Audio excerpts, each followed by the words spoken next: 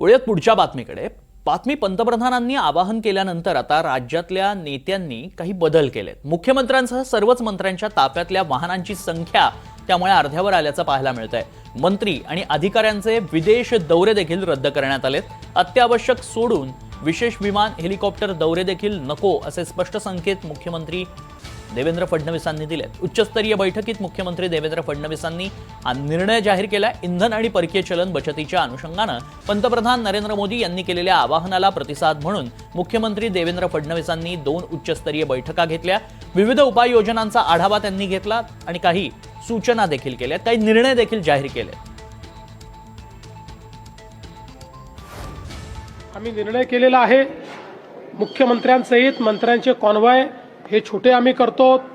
विदेश यात्रांवर अधिकारी असतील किंवा मंत्री असतील निर्बंध आम्ही आणतो। ज्या ज्या गोष्टींमध्ये परकीय चलन खर्च होतो त्या गोष्टींची खपत कशी कमी करता येईल याचा प्रयत्न आम्ही करतो। वेगवेगळ्या पद्धतीनं आपल्याला आपल्या देशी गोष्टींना कसा त्या ठिकाणी एक बढावा देता येईल असा प्रयत्न देखील आम्ही करतो।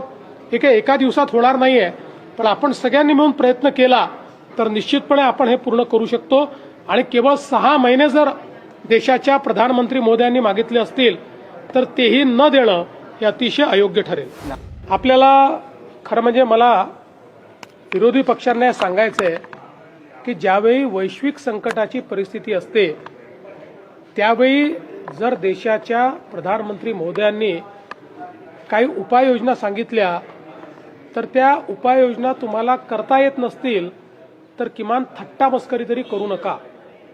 आज जगासमोर संकट आहे, केवळ भारतासमोर नाही आहे, आणि म्हणून आपलं परकीय चलन वाचलं पाहिजे आणि आपल्या इथे महागाई वाढू नये या दृष्टीनं मोठ्या प्रमाणात प्रधानमंत्री मोदयांनी ज्या काही उपाययोजना सांगितलेल्या आहेत प्रत्येक व्यक्तीला थोडं थोडं आपली जीवनशैली जर बदलली तरी देखील आपण देशाला मदत करू शकू।